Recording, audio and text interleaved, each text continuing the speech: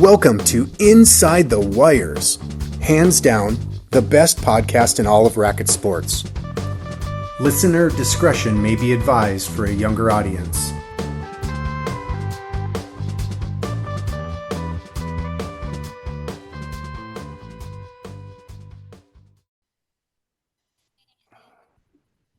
Graham McNanny. No. Welcome to the show, Robert Stineman and Andrew Ong. How are you guys doing?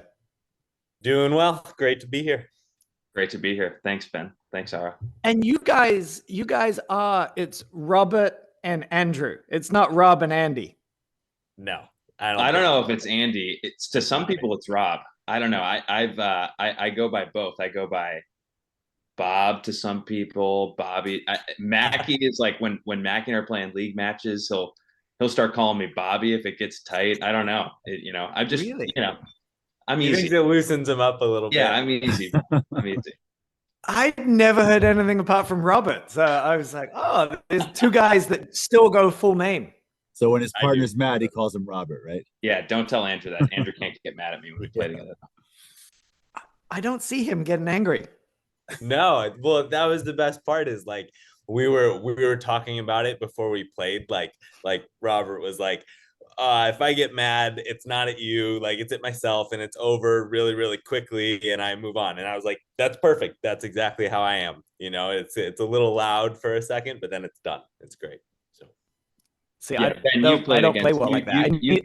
You've played against me. You know I can get fiery sometimes. He does. You know what? But you're so nice. You and like Madik are the two guys that would like hit me in the chest with a ball, and then I'll apologize for getting in the way of it. Like both of you. I'm like, fuck, I'm sorry, dude. I didn't mean to ruin your shot. You guys are both you're so nice. But you've played me with Bob Wellstein. Yes. And Bob's mean as shit to me when we play. The stuff he says, and it makes me play better. When I have a partner that's like, it's okay, dude, keep swinging, do that. I go off the rails. I will play a great point, and Bob will be like, what the fuck are you doing? That had nothing to do with the game plan. That was stupid. Why would you do that? And I play so much better. Can I tell you, like, that's so true? Because last night, so my partner is out of his mind, and every single time we play, he's like throwing he goes crazy. Yesterday, for some reason, he was so supportive and positive and nice. And after the match, I was like, don't ever do that again. He's like, why? I was like, it was unsettling. Like, I thought you were doing it because I was playing so badly that you were just trying to encourage me, and it made me feel like, oh no, I'm playing worse than I thought. I was like, never, ever, ever do that again. that's really funny. I get it. Hey, and in post, we'll edit the guy's name out. But who was it that threw the massive tantrum at Nationals, and his partner like shook his hand mid-match and was like, yeah, and I'm done playing? Well, it was, and I think that a lot of people know this, so you probably don't have to edit it out. It was Cosmin okay. Cote. Who's that? Okay. Cosmin Cote. He's from New York, I think.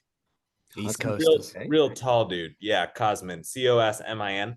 And so here's what's fun about this, and I don't know, Rob knows, but I think what the match was that broke him was Trevor Heck and Danny Oakes. And so it's just funny because Trevor's like a wall. Like, if you think I don't miss balls that much, like if I learned it from anyone, it was Trevor, right? Playing matches with Trevor Heck.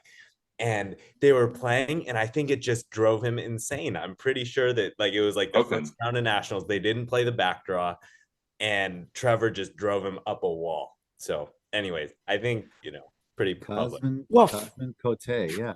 He's from what I heard, his partner like shook his hand and was like, yeah, I'm done. I don't want to be associated with this. His partner, right? He was kicking snowboards, and what's that? It was Ricky Sanford was his partner. Oh, okay. I found Cosmin. He plays out of Westchester, I guess. Right. Ricky's like the nicest guy. And I think he was like playing with Cosmin all year. Tom Weesey and I played him at Nationals the year before, and he was crazy kind of then too. And I was impressed that they played the whole next year together. But anyways. And then the APTA sent that email out about behavior on the court. Oh my God. I don't know. Andrew might think that's for someone else, but we don't have to talk about that if you don't want to. We'll skip it. But APTA did start sending out those emails. Like, I feel like there are some guys that should be getting them left and right, right? Yeah, my first year playing paddle, I was over at Glenview Club, and somebody missed a shot and tomahawked their paddle down into the court. And Ben McKnight ran out of the hut and told the guy off like he was a 4-year-old. And you've never seen anyone look so embarrassed about themselves. Like Ben was like, "No, you don't do that shit at my club." Like just told him off. And yeah, that's like the worst thing. Tomahawk. Good for Ben. I was going to say, rightfully so. Rightfully so. Yep, as they should. I was on the live stream the other night. I hadn't played in a few weeks, and I showed up to the Live Sport versus Westmoreland match, and they're fucking live streaming my court. I was like, son of a bitch. And we can watch your match, Ben. I can watch your match. Yeah, please don't. 4-all in the third. 4-all in the third set. I managed to fault pretty much the entire game away, and I gently placed my paddle down on the court and walked away from it. And then, went and picked it up and everything. Ended up losing. Matt McClure, who was commentating, comes up to me after. He's like, did you place the paddle down instead of launching it out of the court because you knew you were on live stream? I was like, I don't give a shit about the live stream. I thought about throwing it and then realized there's like $2 million worth of car in the parking lot right behind me and no golf course in any direction. So I put it down on the court because it was cheaper. That's the danger. I feel like you hear about that all the time, guys chucking their paddles. Like, I know, man, Dan Hirsch has thrown his a couple times and it's like hit the hut or almost hit the hut or like, like the glass windows, right? It's like, what are we doing? And I love Dan, right? I play tournaments with him and I love Dan. I just know he threw the paddle a bit, like hit the hut. Anyways, yeah, it's just people. I got in a league match that was also live streamed just recently. You can watch that one even though we lost, but I got Mitch to do a respectful, polite, but still paddle chuck across the court, not over the net, to the side of the net.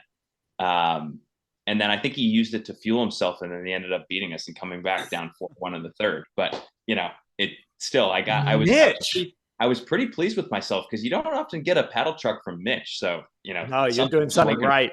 Something was working for us big time. Have you guys seen that padel video that was going around of the guy that goes to like throw the paddle in the net and he misses the net and hits the opponent square in the shins with his paddle? Yes, I have. He was really embarrassed by it. He apologized. I give a shit. That's a fight right there.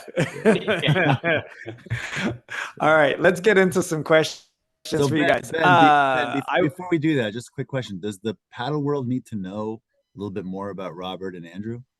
Like where they're pros, just why don't you guys give like a little intro of who you guys are? Robert, why don't you go first? Great. Happy to go first. Born and bred in Chicago, north suburbs of Chicago, I guess I should say. Mentioned this before, but went out to California, played tennis at Stanford, much to the dismay of all my friends, or more confusion, I think, of all my friends. Decided to move back to Chicago instead of staying out on the West Coast. Lucky I did for many reasons. I'm not sure which is more important, meeting my wife or learning to play paddle. Probably meeting my wife, but let's go with that one. Yeah, let's go with that one. Moved back to Chicago. Honestly, growing up in Winnetka and then going to college, I told everyone I was from Chicago. But I really didn't know Chicago at all. We'd come down like once a year and go ice skating in Millennium Park and have dinner, and like that was it. So, I felt like I was living a lie in my core, saying I was from Chicago. So I felt, something, inside me that I had to move back and experience the city I was telling everyone I was from. And so that's what I did. Moved back and have been living here ever since. Luckily learned how to play paddle. That's been an awesome, now it's turned into a much bigger hobby for me. During the actual day, work in healthcare. I have huge passion, obsession, actually, with just improving quality of care, reducing the cost of care for patients, doing so through technology. Can talk about that at length, but it's not a healthcare technology podcast, so we can leave it at that. But have absolutely, I mean, paddle for me, living in Chicago winters, has been one of the main things that has kept me sane during the winter. Being out, getting to get outside the house and be active, outside during the cold months. So that's a little bit about me. It sounds like you prefer winter paddle to summer paddle. I will say, Andrew got me out more than I've ever gotten out to play summer paddle, and I think it was 5 times. So, and it was about 25 text messages. I do not play a lot of summer paddle, for better or for worse. Probably more the worse, especially in the beginning of the year. But yeah, I mean, in the summertime, I try to play as much golf as I can. 20, 30, with the pandemic, I played 50 rounds of golf a few summers ago. That was incredible. That's Mike Raleigh kind of numbers. Yeah, I don't know how I stayed employed. Somehow made it work, but yeah, that's what I like to do in the summer, and then a ton of travel, just ton of hike. They do a lot of adventuring, bunch of hiking. My wife and I are going on a 2-week trip to New Zealand in just a few days to do 2 weeks of hiking and just be outside and away from our computers, away from our phones for a little bit. So, that's awesome. Yeah. I love exploring, man. I think it's so much fun. Gets us out of the daily grind, Ben, I think you've done a lot of traveling and exploring yourself, right? So yep. Before children. Now it's mainly like resorts in the Caribbean. But before children, I traveled a lot. Yeah, absolutely. Actually, no, we got rid of our kids for like 3 weeks, the beginning of paddle season, and that's what traveled. I thought. Yeah, that's what I thought. Yeah, my 2 oldest went with my ex-wife for 2 weeks, and then my youngest came with us but stayed with my parents, and then we traveled around Europe for 3 weeks, which was epic. Awesome with no children. Yeah, it was badass. Yeah. All right, Andrew, who are you? I'm from Akron, Ohio. So LeBron, Jamestown. Went to high school there. I went to college at Duquesne University. I played tennis also, not quite Stanford, but I played.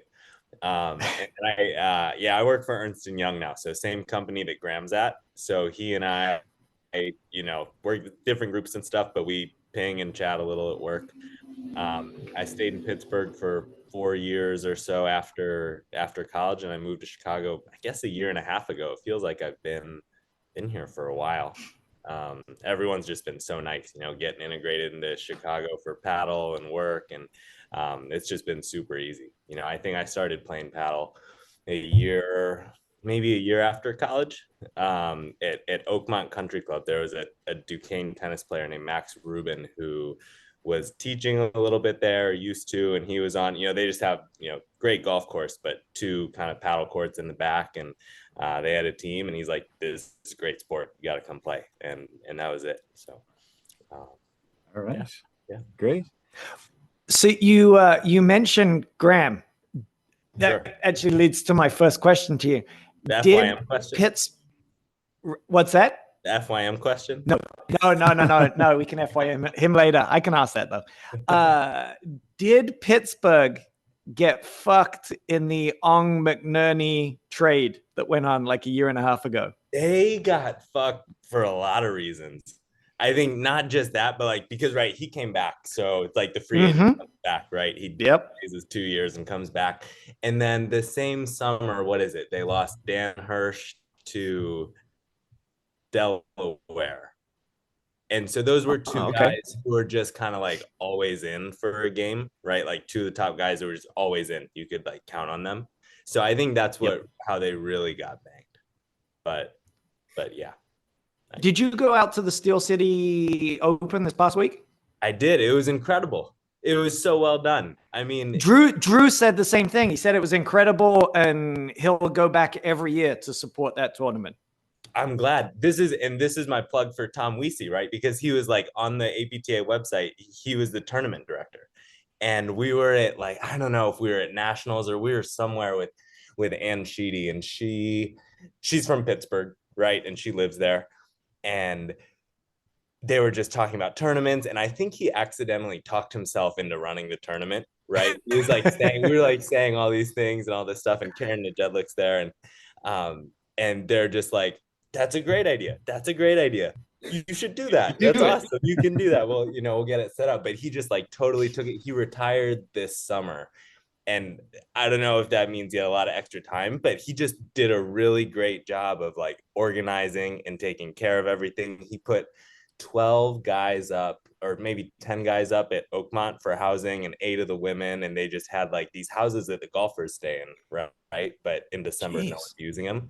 And so, they raised 20 grand for prize money. It was kind of like Baltimore, right? Just where, hey, new tournament that maybe they have a tournament, but first time on the tour, and they just do a great job like running it.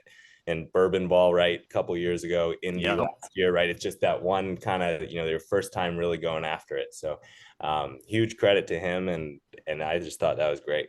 What were the favors and the prizes? Favors, I don't know. They were optional. It was like through the Fusion store. Oh, okay. I love that they're optional. So good. Yeah. So I didn't get one. I have no idea. And then you're not wanting for paddle gear, Andrew? No, Noah's got me all settled up on that. Yeah, we're all Xenoned out. Attaboy. What was the other question, Ara? Just favors and prizes. That's all. Prize, the trophy for the winner. I don't know. I think it was kind of like a standard trophy. I didn't see it. I know they got a couple like Pittsburgh themed things. His wife, Tom's wife, like hooked it up. She did a nice job there, just some clothes or something. It was Pittsburgh themed. Yeah, cool. Hey, how old is Tom? You said he retired. 52 or 53. I was gonna say he looks good. I thought you were gonna say he was like 60s. I was like, the guy looks good. He's on all the TRT. Yeah, he's great. Yeah, I mean, his forehand is still huge, and his lobs are to the moon. Tommaso always says that he's like side back to the moon. So he's just playing great. I see you guys all the time. He was, but you played a couple of seasons with him, right? Yeah, he's the guy that really, I think, got me playing like better paddle. Just like I kind of dicked around or whatever at Oakmont for a year or two, and then got on the court with him on a Thursday afternoon or Friday afternoon, and that was it. Then it was like Thursday and Friday every week, right, for months, and COVID and the whole thing. And I owe him so much in paddle. I can't tell you. So I just love playing with him. And then Rob, you say that, Andrew. I would say the same about Marino for me. Like, yeah, I was gonna say that. I was gonna ask you that question with you and Marino. Yeah, I mean, I think you and Tom have probably played more than me and Mike, but like, I mean, Mike didn't have to play with me as someone who didn't know how to play paddle, and he didn't have to be my partner at Charities in my first real tournament. But where you beat me, you guys? Yeah, you and John Mott. That's right. But keep going. Anyways. And and I could just go rip backhands all day and miss lobs and make the wrong decisions and probably have fun playing paddle and still would. But I think playing with him for so many matches, you just you learn when to lob, when to hit the extra shot, when to hold off when you want to hit something but it doesn't do you any good, when to hit the right safe overhead versus go for something. And Mike's just the man too. I mean, it's just so fun to play with him. So I love when you play with Mike and he puts the paddle up in front of his face like this and tells you, "Blitz, don't go." Does he do that to you? X's and O's, baby. Yeah. Right? Yeah. Oh yeah.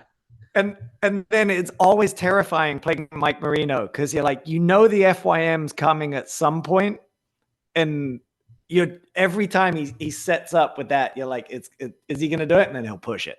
And then you start relaxing and he'll snap one off at you. Ben, I'm not going to wait. That timer just went on for 10 minutes recording left. I'm just going to tell you, Mike Marino's the guy I want to FYM. I just have to tell you, and here's the reason. So, I've been like, if Steven, if there was someone holding it in for you, like I've been holding that in since you said it. And the reason, and Mike Rob Marino. listen, I love him. He's one of my favorite guys. I really like him a lot, and I love playing with him, against him, total competitor, right? But Yep. I didn't really know him that well when this happened. This was like right when I moved to Chicago, first tournament, and Robert was on the court, right? It's Marino Steinman, and I'm playing with Greg Wotring in the final of Milwaukee. I swear to you, because Rob, this was like a mental error by me, and I think You let it get to you. You let it get to you. Yeah, I think we lost the match because of it. I'll tell you, it was like we won the first set 7-5. It's like 2-all deuce in the second, and he fucking like bangs this FYM at me.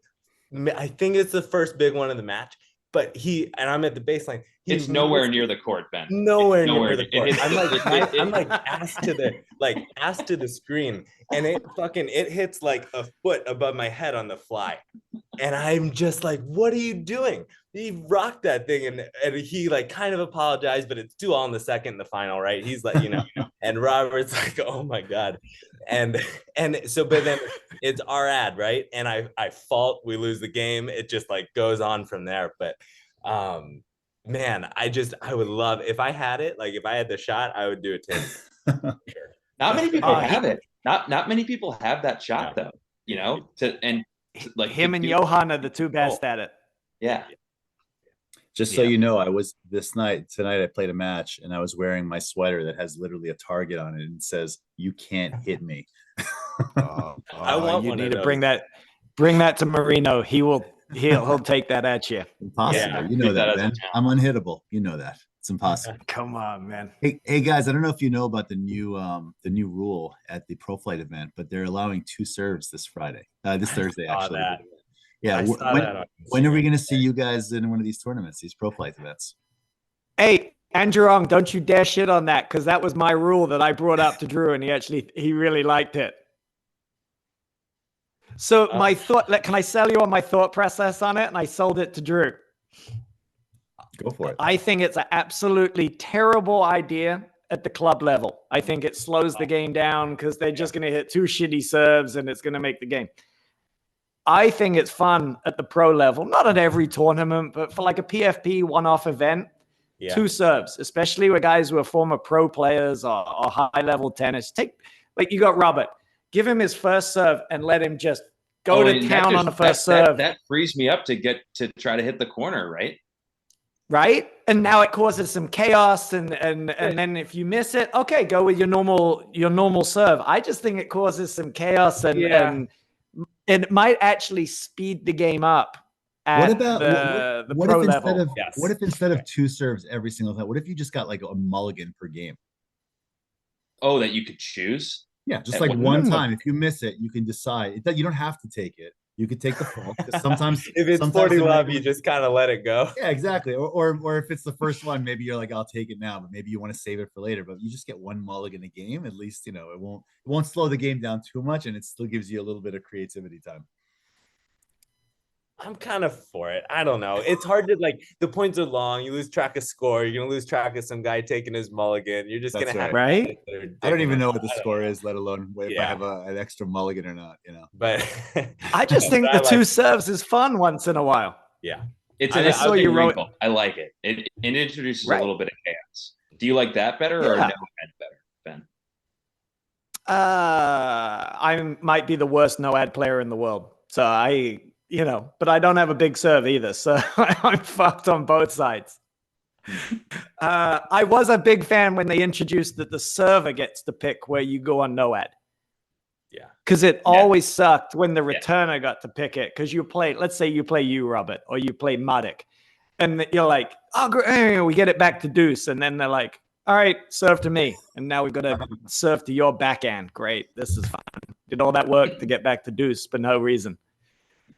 So I like the server gets to choose, but I like that. That's interesting. Yeah. So don't hate on it yet, Andrew. Let it play out this Thursday and see how it goes. Yeah. It might also make sense at the lower levels, right? Because these guys are like, they may not know how to serve yet. They may be very tentative, and they're never going to get good unless they actually try to go for it a couple times. If you give them a little bit of opportunity, they might practice it more, and by the time they get up a little bit, at a higher level, maybe they'll be better. I don't know. Yeah, it's not like those matches are super long, anyways. Probably. Right? I mean, No, they're 45 minutes at a long Exactly. one. Yeah. All right, Ben, do we want to have any other questions, or should we go to 20 and 120? Because I think we have about I three. would really love to have these guys on again soon, because I've got so many questions for them. I want to talk a whole bunch of Marvel with Robert, because I know we need a deep dive. Well, okay, so real quick, I'm doubting your word now, because you said that last Marvel movie was good. It was the lowest. It was the lowest grossing and worst rated Marvel movie of all time. So I'm like, come on, Robert, we can do better than this. I have a little bit of everything they put out as gold mantra. Okay, it's just. I also think it's a level of expectations, right? Like, I don't think 10 years ago you would have said it would have turned into Avengers Endgame being like the best movie of 2019, or Black Panther would come out and like be an actual Oscar movie, right? So good. Yeah. Like, that's just not what you would have expected from the Marvel Cinematic Universe. And so now everyone's expectations are so high for these movies that in all reality, like, are fun, but they're not going to, like, not everyone's going to win an Oscar. Not everyone's going to get, all this accolade. I get it. I do think Disney just in general is a very like fascinating corporate story to watch, in my opinion, just of all their like moves over the last 24 months. But they have come out and said that they made too much content for Marvel specifically, and probably Star Wars as well. And it's diluted the quality. It's diluted the quality, and they need to kind of get back to 3 movies a year, maybe a couple series, and all of the effort that they had put into making 15 movies and TV shows a year, which is just too much. Like, at that point, who cares? Like, you're not even excited when the next one comes out. You're almost like trying to keep up with everything. I am cautiously optimistic that the quality is going to improve. As someone who's very loyal, clearly, because I said that the last movie was good, and it was the lowest grossing, lowest rated movie. All right, I got to tell you, we need way more time with these guys. Hopefully, when our time runs out, we can re-record. We can jump back on. But I started talking Marvel with Robert, and I walked away from him to go get something from my car, and I was like, Robert, I had no idea you were such a dork. And then I'm going to my car. I was like, oh my God, I hope he doesn't think that's an insult. So I came back. I'm like, dude, I meant dork with like love. Like my son's like the biggest dork in the world. I guarantee if I went back to his room right now, he's watching something Star Wars or Marvel. And he's like, no, man, I took it as a compliment. Yeah, for sure. I mean, I probably tagged you a couple times with some backhands in the match. But you probably hit me. That's fair. I probably deserved it. There's many people that do want to hit me. That's quite all right. What's your favorite? Is that? See, I got 3. It's got to be Black Panther. Yeah. Endgame, mainly because my oldest son loves it so much and we watch it all the time. Iconic. We were in the movie theater and he stood up on his chair in the movie theater and was like, yes, when Captain America picked up the Myanmar. Yeah. Then maybe, I don't know. Ragnarok. Gotta be Thor Ragnarok. Thor. Yeah, Thor Ragnarok. That would be my top 3. All right, we're about to get a cutoff with 10 minutes. Do you think we can re-invite these guys in and try again? I'm down to keep going. Give me one. Okay, so the thing with, you said he looks like who from The Hobbit? I never saw The Hobbit. Who is it? He just looks like one of the guys from Middle Earth. Looks like I don't know, an extra from Lord of the Rings. All of them. So yeah, he's got hairy toes. I'll let you know if it tracks. Do you think he looks like? Right? Do you think he looks like Dan Hirsch at all? Do you think they resemble each other? Now you say it. A little bit. Yeah.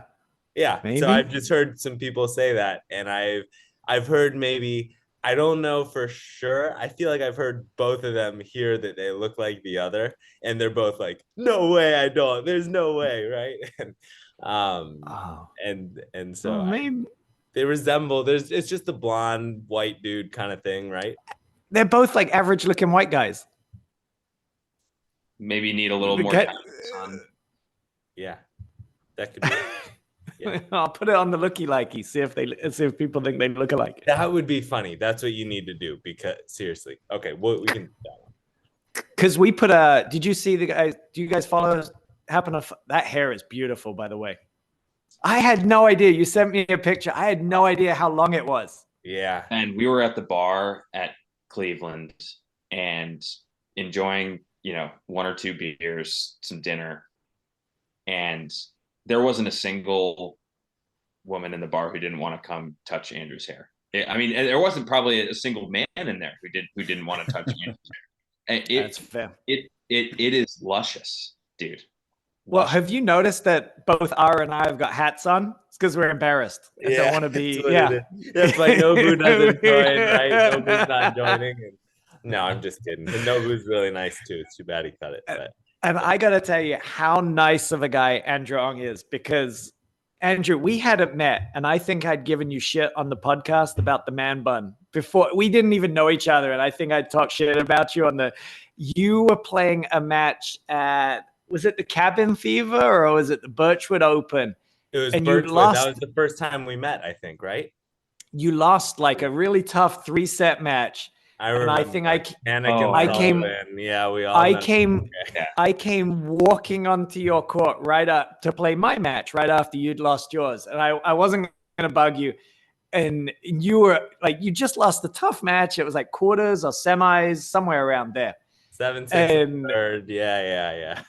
You were so nice. You're like, hey, do you want to, it was something like, hey, do you still want to cut my man bun off? I was like, this guy's awesome. I like him. He's great. Yeah. He's so nice. You could have been pissed off and like ignored me. And it was like, nice. I was like, any shit I gave you, I thought it was pretty funny. So. I was like, this guy's great. Ben, last week I put this guy Logan on Foot Fault Friday, he had a man bun also, and I kind of attacked him for the man. I said, "What's worse, his foot fault or his man bun?" Like I really went after him, and I was playing him like 3 days later. We hit a drop shot. This guy hits an around the post winner into the back corner, and he just looks at me. He goes, "Man bun, baby!" He just looks at me, and I was like, "All right, fine." I'm like, "All right, your man bun's wonderful, Logan. Good job." That's funny. Yeah.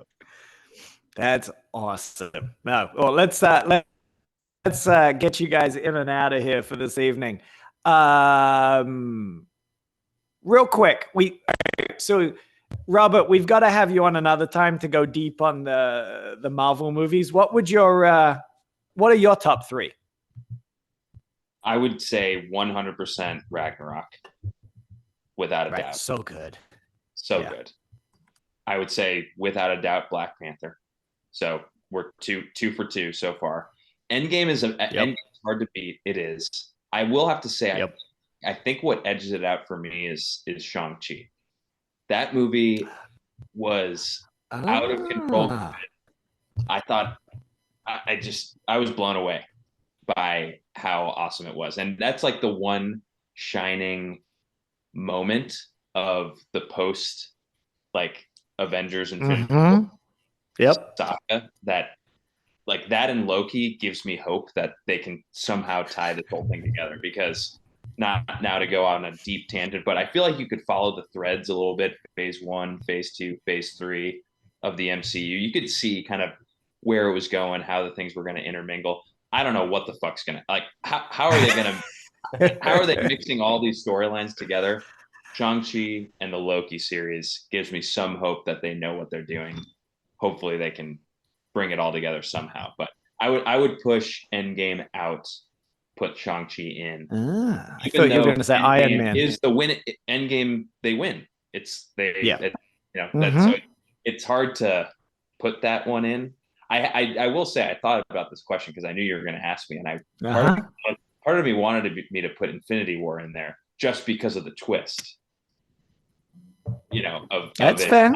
I watch all of them with my oldest son. Like we've got Christmas coming up here for a couple of weeks, so we'll go deep. Nobody likes Elektra. Oh, not MCU. Come on. Ara, you can log out now, Ara, please. I just Googled worst Marvel movies of all time. That was one of those. Andrew, you mentioned Anshidi earlier. She listens to the podcast. She hates it when we go outside of paddle. Like, we went off on a whole wrestling tangent once, and she's like, please, guys, never discuss wrestling ever again. I was like, I love going off on these tangents. So then, like, an APTA Marvel movies are podcast? fantastic. Yeah. What's that? Is this an APTA sanctioned podcast? Definitely not. Oh, definitely not. No. That's Well, you think the APTA sanctioning me? Yeah. No. Yeah. About once a week, I get a call. I used to get a call once a week from Amin going, Ben, seriously, why did you say that? Come on.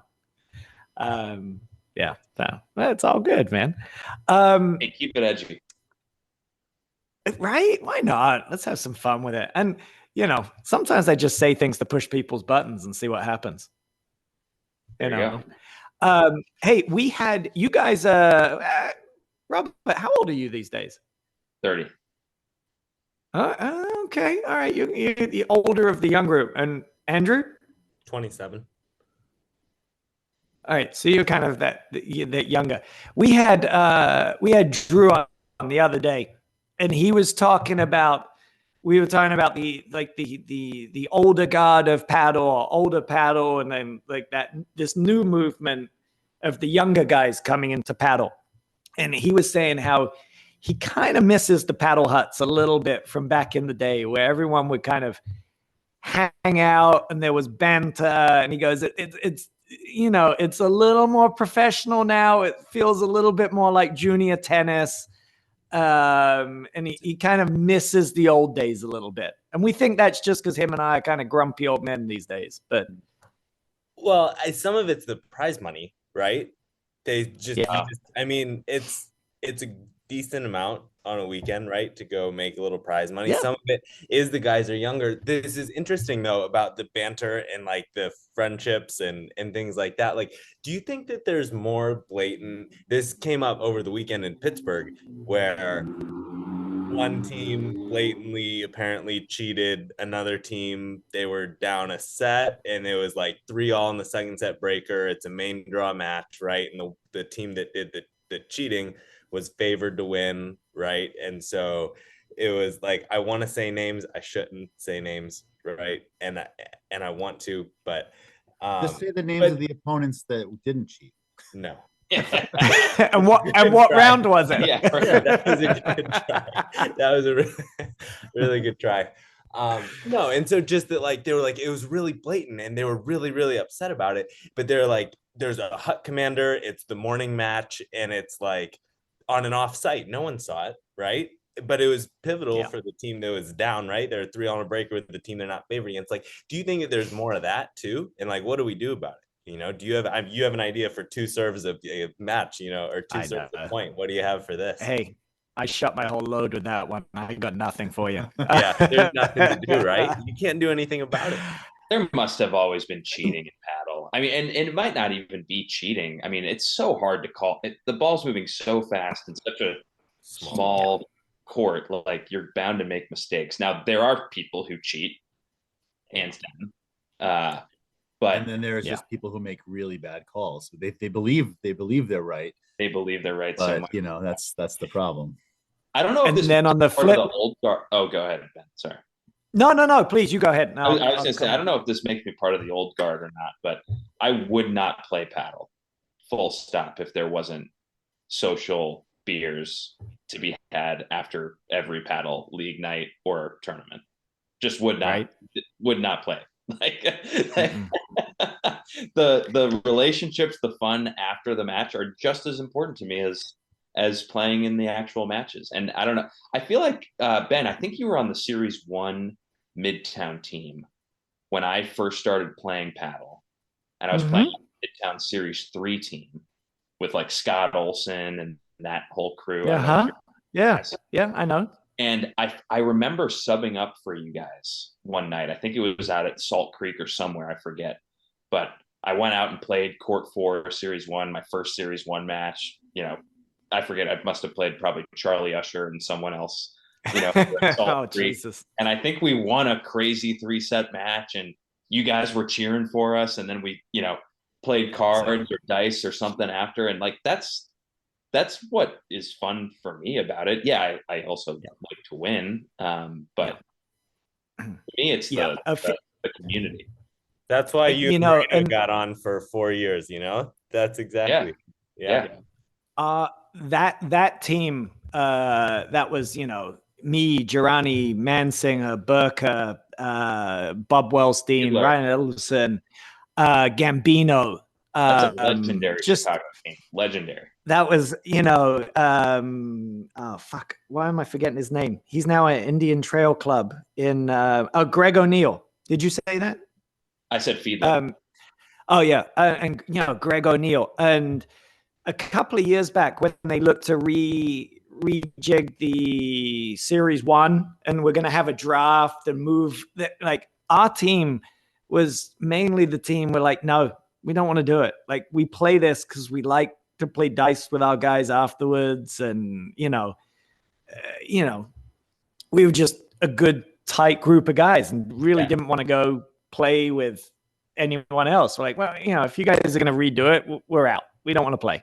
This has as much to do with having a few beers and playing dice than it does playing matches. So, we were, that was a good team back in the day. I think that's the key to getting the guys back out. Like that's what we've been wrestling with this Legends thing in Chicago, right? All the last 2 years now. It's like we tried some stuff last year where it's just have different formats and different people that you don't normally play with, and this year it's like an abbreviated team format, right? It's one team match a month, and you have a team of 6 guys, right? So like that's what we're trying to strike the chord and figure out what it is to get these guys to want to play and compete one night. But maybe that's it, what you're saying right there.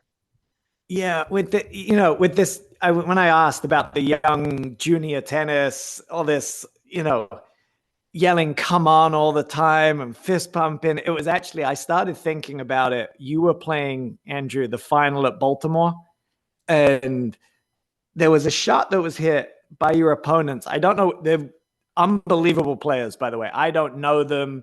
We've got to have them on the show at some point. But I won't hide what I was thinking. One of the guys hit a winner or tagged you with a ball, and you were standing only a few feet away, and he's standing right at the net. He's like, "Yes, come on!" I was like, "That's the nicest guy in Pat. Like, there's no need for this." That's why I want to play with. Turned me off. That's why I want to play with Robert Stineman and Tom Weesey, and not and Mitch Granger, right? And not with I don't know who, but that's right, because then it's a whole weekend thing, right? It's you drive, you hang out, you do, it is a lot more than just paddle, and and so. That team's really, really good. Awesome. And it just so kind of, good. I was like, I know. I don't like that. And I'm just grumpy old man. They are really good players. I don't know that specific example. I will say I'm empathetic.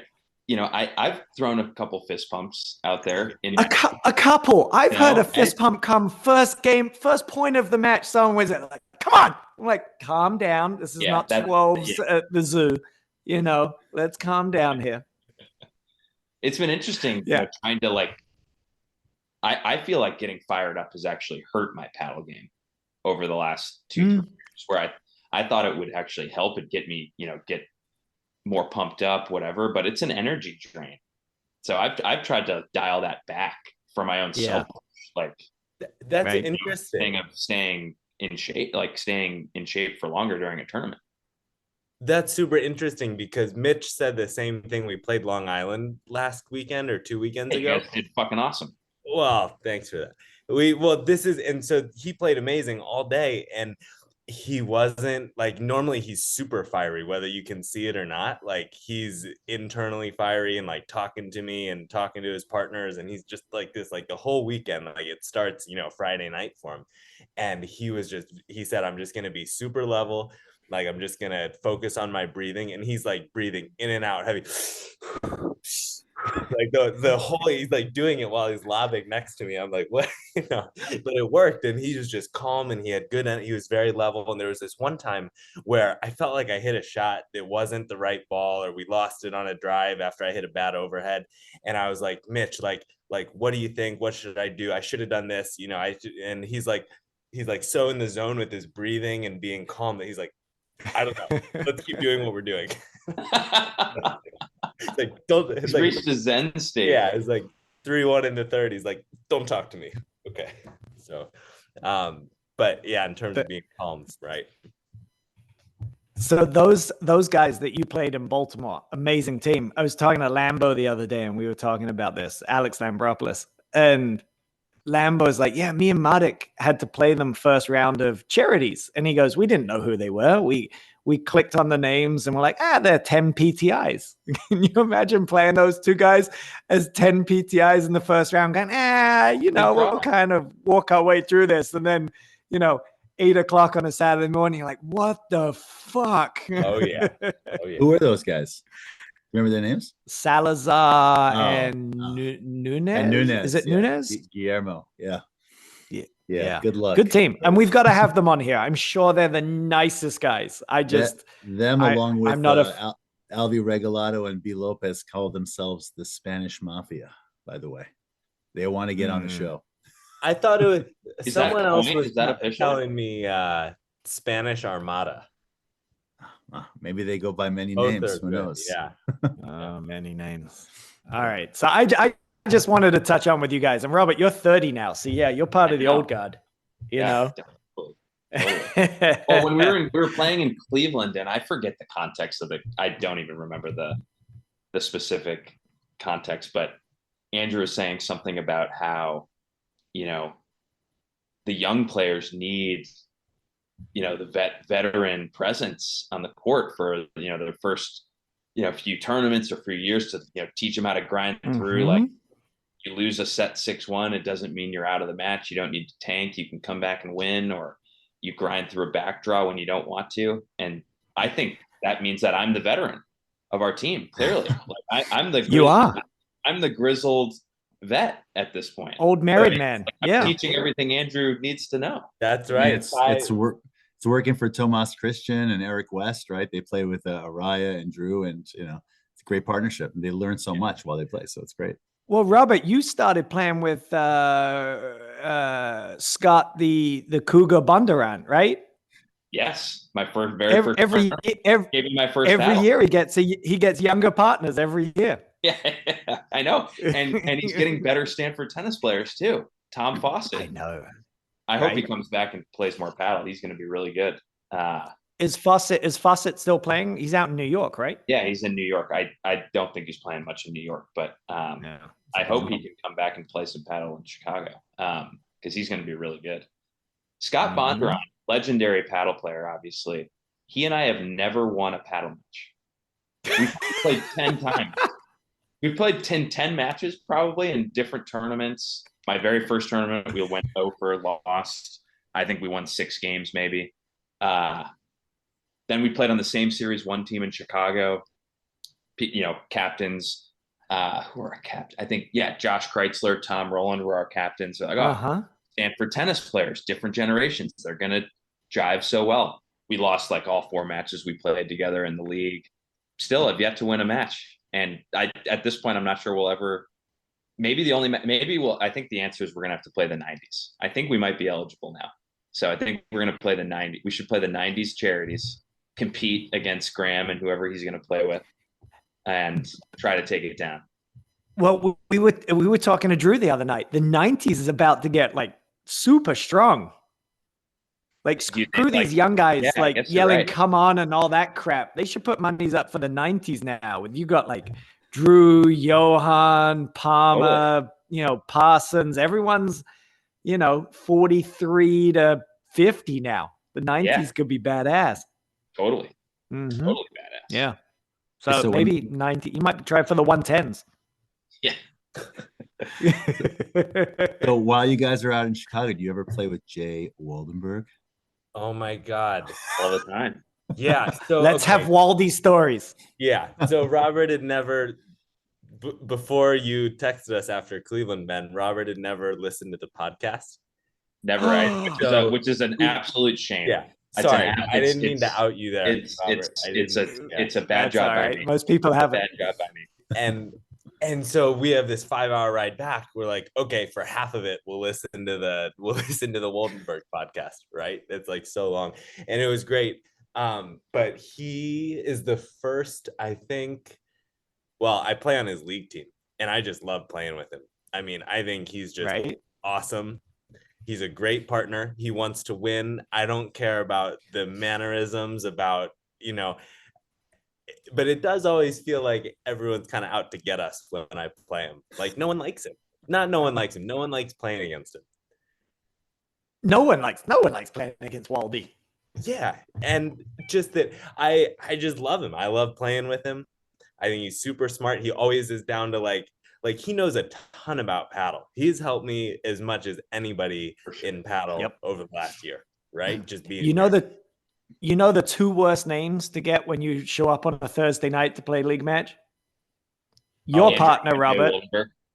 Waldenberg and Mackey. You play Waldenberg and Mackey, you're like, oh, fuck. You're going to be out here for 3.5 hours. Yeah.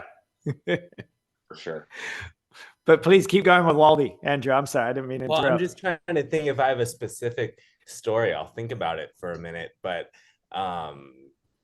yeah, I don't know. He's just the best. There's not much else. You know what's great when you play with Waldy? If you happen to pop a ball up and you're both still at the net, you can pretty much put your hands down because you know that drive is not coming at you. You'll be like, I'm not worried. I'm not going to get hit. Definitely. You know it's going at Waldy. And you know who takes the greatest pleasure in hitting him? Ben Williams. No, Brian Compton. Oh, yeah. Brian Compton loves hitting Waldy. Yeah. What is it called? What is that shot called? A JPEG? JPEG. Yeah. The JPEG. They used to be, they used to be over at the Saddle and Cycle Club when Scott Mansinger was there. It was Mansinger, Waldy, Brian Compton, and then Paulo Gonzalez. Yeah. You remember? You guys know Paulo? Oh, for sure. They used to play. They used to play a lot together, and Scott would always put the video cameras on, and he's got like a montage of Waldy just getting hit in those pickup games. There's one to make an appearance at some sort of event. It's amazing. There's one where Waldy had literally turned his back and taken like 4 or 5 steps away, and Compton just drills him in the small of like the lower back. It's like a Vietnam, like he's running away and he just gets hit. And it's fantastic. Yeah. He, you know what? Waldy's awesome. We were talking the world needs Jay Waldenbergs. Yeah. Andrew's learned so much from playing with Tom. I've learned a lot playing with Mike. I've not had the fortune to play with Jay. I don't think in any match, which is a shame. I need to make that happen. I have learned so much from playing against Jay though, because he just, you can't do like, first, second, third, fourth year paddle stuff against Jay and expect to win. You just can't. You need to be way smarter, and playing against him makes you better. It just does. So Robert, little locker room material for you. Is that, so we played last year at Wilmette, right? Me and Tom Rollins played me and Jay. And you guys ripped us up. Well, that's funny because I had never played Roland before. I didn't know like what would happen with Jay with your backhand, and you're so athletic, and you can cut the ball up to the deuce side pretty well. And Jay was like, I love playing Robert Stineman. He goes, I love He goes, I haven't heard this. He's like, don't worry about me. I love playing him. He goes, I'll be good. Like, he's like, this is what he's going to do. This is what I want to do to him. I love playing Robert Stineman. I was like, oh my God. And you know what? That's why he beats me. I'm not even, he's definitely got a winning record against me without a doubt. Yeah. So I think there there needs to be a wing of the APTA Hall of Fame for guys like Jay Waldenberg. They've never won a national title. They're never going to win a national title. But everyone that has played paddle and probably won national titles has lost to Jay Waldenberg at some point. Yeah, There 100%. needs to be like a special wing of the APTA Hall of Fame for those kind of guys who have, a service to paddle. I don't know. They need to journeyman. go in there somehow. Who's the Yeah, Mount there should Rushmore? be something, Who else is on that list? Do you think? In your eyes, What do you mean, guys that are not who would be normal next to Hall of Jay? Famers? Yeah, who'd be next to Jay? Oh, easily. Sully over at Exmoor. Do you know Mike Sullivan? I believe so. Mike Sullivan, I don't know how old Mike is now. Mike Rowley could tell this much better about Sully, but like he comes out and he's got elbow braces on both arms, knee braces. Like he kind of, he's always waddled. Yeah. He's waddled out there. He's 100% deaf. He's like a self-made, the guy's unbelievable. He's beaten everyone in Chicago until recently has lost to Sully at some point. He's unbelievable. Yeah, he's another one of those guys. But there has to be guys like that in every area. There must be a guy in Pittsburgh or a guy in Jersey that's like that, right? Certainly.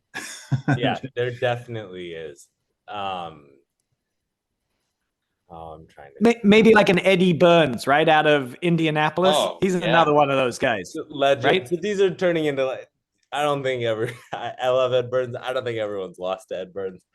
Maybe not everyone's like, maybe. Shout out to Andrew. Wow. Although, to be fair, Tom Weesey just lost to him in the 90s final in Pittsburgh. So maybe everyone. There you go. There you go. But yeah, like someone like that, Ed Burns, yeah, that's just a legend, right? Of the game. All right. Well, hey, guys, real quick, because I have just noticed that our recording time is running down again. We've got to do this again another time. We do a thing on the show called 20 and 120, where we go like 20 questions in 2 minutes. It's one thing or the other. You want to do it? Let's do it. Yep. Let's go. Let's not through this. Let's have Robert answer first, and then Andrew, you can answer, because that way you can both get your questions and you won't be talking over each other. All right. Ara, can you put 2 minutes on the clock? Yes, sir. Hang on. All right. We're doing it. I'm All right. nervous. As soon as you say go. It might be John Ma out of Pittsburgh. Maybe not. But anyways, sorry. Go ahead. All right. Are we ready? We're ready. Let's go. Cutter or waterfall? Cutter. Appetizer or dessert? Dessert. Wow. Apple or maybe it's the Android? one, too. What was Apple or that? Sorry. Apple or Android? Apple. Man, Coke or Pepsi? Coke. That's okay. Aliens or Bigfoot? Aliens. Without Neither. Neither. Oh, definitely aliens. Oh, come on. Yeah. Third set or PFP breaker? Without a doubt, third set. Not even close. This is going to be longer than 2 seconds. Andrew and I decided in the backdraw of Medina to play a full third set because we were just having too much fun. Third set every time. Third Okay. set. Okay. All right. Ice cream or cake? Ice cream. Cake. I have a plug for a Pittsburgh place later. Ooh. Go ahead. Okay. Ranch or blue cheese? Neither. Not even. Yeah. All right. Dine in Go to or Bird's delivery? Nest and not and Oh, get neither. Get neither. Bird's Nest. All right. What did I say? Dine in or delivery? In. Okay. Linear. Fight Linear. 100 duck-sized horses or one horse-sized duck? It's my Does favorite. it matter? A Horse-sized horse-sized duck. Yeah. Yeah, horse-sized duck. I think. Really? So you Okay. guys All are right. They don't have nuts. the arm. They don't. They You wouldn't have crazy? the arm. I guess they have the wings. That would The wrong just- answer. Yeah, I think it's 100 duck-sized horses. Anyway, puffy or crunchy Cheetos? Puffy. Crunchy. Okay. Messy desk or clean desk? Clean. Clean. Yeah. Rich and famous or rich and unknown? Unknown. Yeah, unknown for sure. Passenger or driver? Driver. Driver. TV on or off to sleep? Off. Off. Nice. Last one. Favorite swear word? Fuck. Yeah. It's so good. You've heard it. You've heard it a million times when I play Battle. It's so good. Perfect. All right. Sorry. All right, guys. Well, hey, with that, we appreciate you guys coming on and bearing with all our technical difficulties this evening. We would love to have you on another time. This was awesome, super easy. And Andrew Ong, Robert Stineman, you guys are the best. Thank you so much for coming on. And I'll see you at the Atlantic Thanks, man. Classic. We'll see you at the Atlantic Classic, Andrew. For All right. sure. Robert, Okay. you come too. It's awesome. Together. We need that pic of you two having a beer, you three having a beer. Oh, That'd it'll be happen. great. Absolutely. Absolutely. All right, guys. All right, guys. Appreciate it. Have a good evening. You too. See you later, guys. Thanks, boys. Bye. See ya. Oh, yeah.